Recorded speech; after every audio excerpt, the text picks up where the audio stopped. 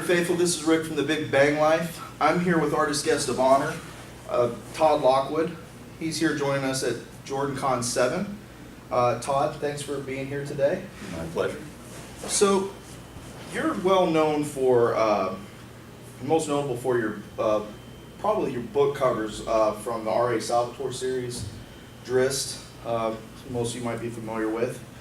I'm sure you're asked this a lot, but what kind of got you into fantasy art? I've always enjoyed fantasy. I grew up on science fiction, but honestly, one of my earliest memories is Maleficent turning into the dragon as seen through the family windshield. Yeah. The family car at a drive-in. Might have had an impact on me. Right. Now, did you just jump into it as a profession, or did you receive any like instruction? Oh, I went to an art school, Colorado Institute of Art. It's now the Art Institute of Colorado. I guess CIA wasn't the initials they wanted. Prior to going to school for it, what kind of experience did you have prior to that? I just drew all my life since before I can remember. I had a pencil in my hand. I learned to draw really by making my own comic books, Really? which in my mind I was drawing a movie or a TV show. I was telling myself stories. Now, was there a particular piece of artwork that you did when you know, in your early years that kind of like reinforced to you that, yeah, I'm meant to do this for I think I just always knew. I mean, I was the kid whose stuff was always up on the wall in the classroom, or, you know, I can remember in 6th grade, I was just drawing a battle scene. There was a castle and knights were attacking. You've probably seen Ivanhoe recently, or one of those old, you know, classics. Right. And I remember the teacher came by, and I wasn't supposed to be doing that. She said, I want that when you're done. I thought, oh, I have screwed up, but no, she just wanted to hang it up. So I got encouraged. Yeah.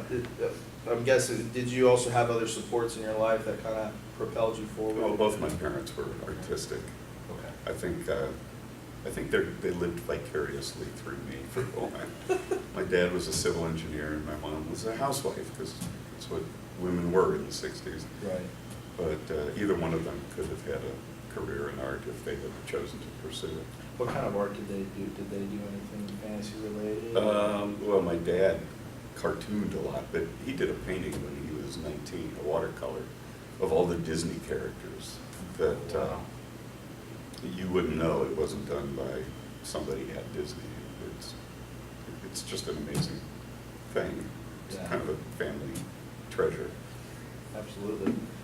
In fact, his dad moved the family from Rhode Island to California to take a job with an animation studio.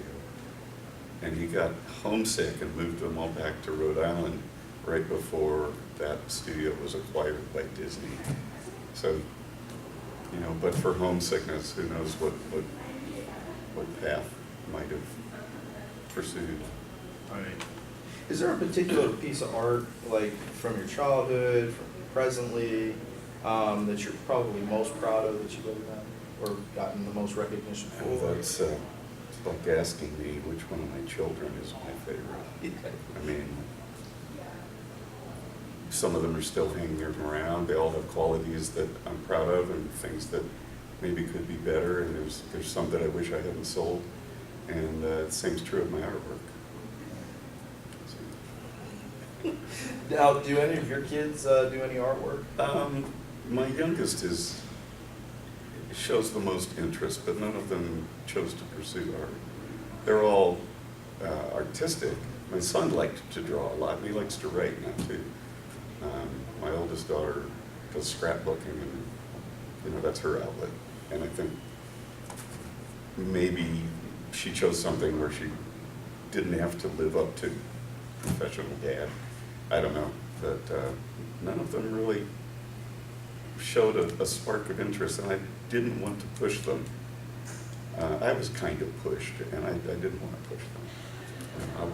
I wanted to do comic books. My parents said, oh no, you can't make a living doing that. So I ended up 15 years in advertising, hating it. I was ready to hang up my brushes and get a real estate license. But then I learned about conventions and started coming. I went to WorldCon in Winnipeg in '94, and just hungry to get work in this industry. So I went to every party and met everybody I could. And 2 years later, TSR hired me. So it's kind of a crazy whirlwind looking back to think that so much happened in so little time. But And you've been doing the artwork for all the R.A. Salvatore novels. yeah, I started doing covers for him when I worked at Wizards of the Coast. Yeah. We had just finished up the redesign of Dungeons and Dragons for the 3rd edition release, and he had some books coming up, so we had to redesign Drizzt. Yeah. And I'll never forget it. I got Bob's number. It was the first time I'd ever spoken to him, and I called him and told him I needed to redesign Drizzt to kind of update him for the 3rd edition. I asked him, so what does Drizzt wear? And he said, I don't know, ask one of my fans. So I just went with what I thought would look good. And later I learned, oh, he has to have mithril mail because Bruno gives it to him. But I designed these leather dogs, and I just rationalized that he's a ranger. He's not going to run around twinkling in the forest. I'll put the mithril under the leather. And eventually, in a painting, it's one of he and Artemis fighting in a cavern. I slashed his leather so you could see the mithril through it. It was like, there, see, he has mithril. Now, I guess your relationship working with R.A. Salvatore, that it sounds like it's been very relaxed. Yeah, we've become friends. He's a great guy. I have a lot of respect for him. Yeah, he has some fantastic pieces of work in all the books. February was when I first started reading some of his books pretty heavily. I think I read 7 in the month of February. Oh, wow. And just looking at the pictures of the artwork that you've done on them is just so inspiring.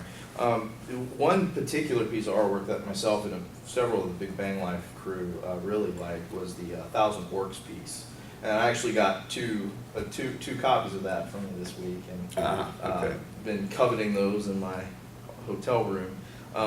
That painting, when Hasbro bought Wizards of the Coast, we knew that day would come when they would lay off art staff because they're a big corporation, and that's how big corporations go. So when that book cover came into the pipeline, it was one of the last things I did on staff. I just was determined to show them what they were passing up. Yeah, I mean, I was determined to knock that one out of the park. So that was like one of your major motivators, was that? Yep, yeah, it was sort of a Hasbro. Can I say that on camera? Oh, we can beep it out. So have you done any artwork outside of the fantasy genre? Not a lot. No, I've been kept so busy that you know, I don't get to do very many pieces for me. There's a couple of black and white pieces that are getting quite old now. One is Kali Prakriti and the other is Cerberus. You can find those on my website in the miscellaneous gallery. And what website is that? ToddLockwood.com. ToddLockwood.com. And those were done for myself. They're graphite pieces.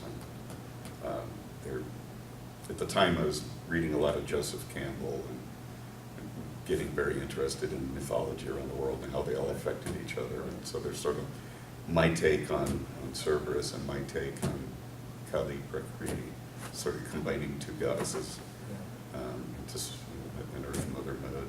And then there was a third painting that I'd always wanted to do, maybe following in that vein, and I got the opportunity in 2004, I think, when Bullseye Tattoo commissioned me to do a poster. They said, you can paint whatever you want as long as it looks like a tattoo on someone's back.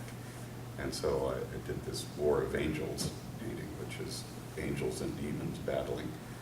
And you can find that on my website too. You might have to hunt around a bit. Actually, I'm about to launch a new website, so. When do you plan to do that? Very, very soon. As we speak, my assistant is back home Oh, wow. loading images from the old website into the new ones, Great. getting it ready to Cool. launch, so. Well, by the time we launch this video, hopefully that'll be all up to Yeah, date, hopefully. ready to go. But And it will still be toddlockwood.com, but it will be redesigned and much easier to navigate and find things. so I guess the last question I want to ask you is, it's an important one. What advice do you have for people that are kind of like up and coming artists, or you know, artists that just want to draw for the fun of it as a hobby? Well, draw and draw and draw and draw. Draw from life. Don't draw from your head. I mean, we all learn that way.